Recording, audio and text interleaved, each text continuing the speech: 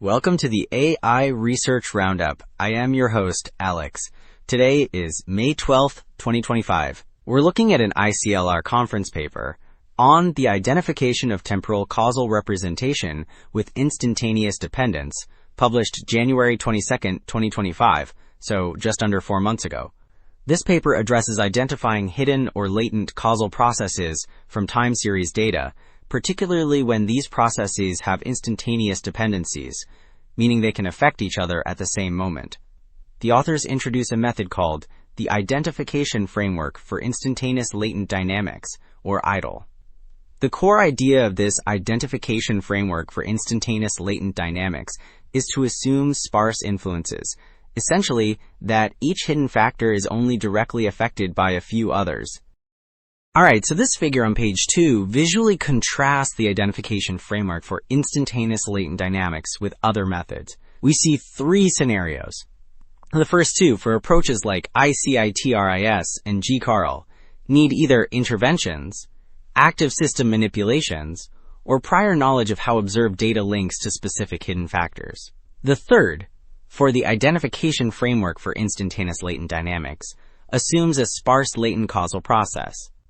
Here, latent variables, or hidden factors, have few direct influences among themselves, and they generate observed variables via a mixing process. This reliance on sparsity, not special conditions, is key to its practical potential. Building on this reliance on sparsity, this next figure from page 5 visually unpacks how the identification framework for instantaneous latent dynamics leverages different types of contextual information. We see examples of Markov networks, which are essentially diagrams showing potential influences between these hidden factors across time. For instance, one case uses information from past, present, and future hidden states, while another uses only past and present. This contextual information, basically data from surrounding time points, is key for the framework to achieve identifiability, which is its ability to correctly uncover the underlying hidden processes, especially those complex instantaneous links. Okay, so to actually implement these ideas, this figure on page 7 shows the architecture of the identification framework for instantaneous latent dynamics model. We see an encoder, which is a component that distills observed time series data into hidden or latent variables. A prior network then uses these latent variables to model their expected behavior over time.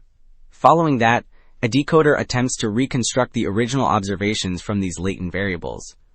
Crucially, there's a sparsity penalty applied during training. This penalty, it encourages the model to find solutions where latent variables have few direct influences, aligning with that core sparsity assumption. So moving to the results, this table details experimental outcomes on simulation data using a metric called the mean correlation coefficient, or MCC. This mean correlation coefficient, it measures how accurately the model identifies the true hidden variables, with higher scores indicating better performance.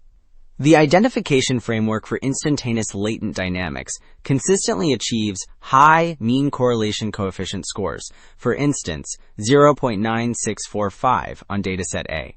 This generally outperforms other methods, though its performance dips on the denser dataset E, reinforcing that sparsity assumption. Also, one baseline, ICITRIS, even ran out of memory on dataset F. Alright, beyond those numerical scores, this figure from page 9 provides a qualitative look at how well different methods reconstruct the underlying causal structure. We're looking at visualizations of directed acyclic graphs, which are diagrams showing the cause and effect links between latent variables, ensuring influences flow one way without cycles. The first column shows the ground truth.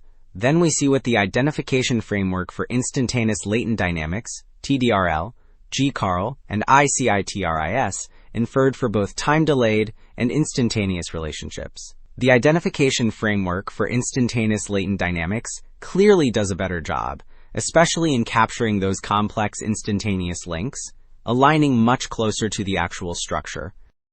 Okay, so beyond those structural insights, this table from page 10 shifts to real-world application, specifically human motion forecasting. We're looking at performance measured by mean squared error, or MSE, and mean absolute error, or MAE.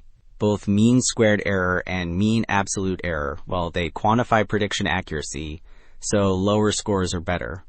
The identification framework for instantaneous latent dynamics generally shows superior results here, achieving lower error rates than other methods across different motions and prediction horizons. This really highlights its effectiveness when dealing with those tricky instantaneous dependencies in practical settings.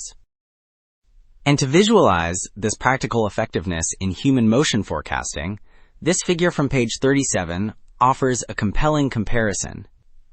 We see stick figures representing predicted walking motions. The red lines are the ground truth motions, essentially the actual recorded movements, while other colors show predictions from various methods. The identification framework for instantaneous latent dynamics, whose predictions are shown in green, clearly generates motions that best align with this ground truth. In contrast, other methods often produce exaggerated or even physically impossible movements, like hyperextended knees, underscoring the benefit of modeling those instantaneous links. So, those stick figure visualizations really drive home the point.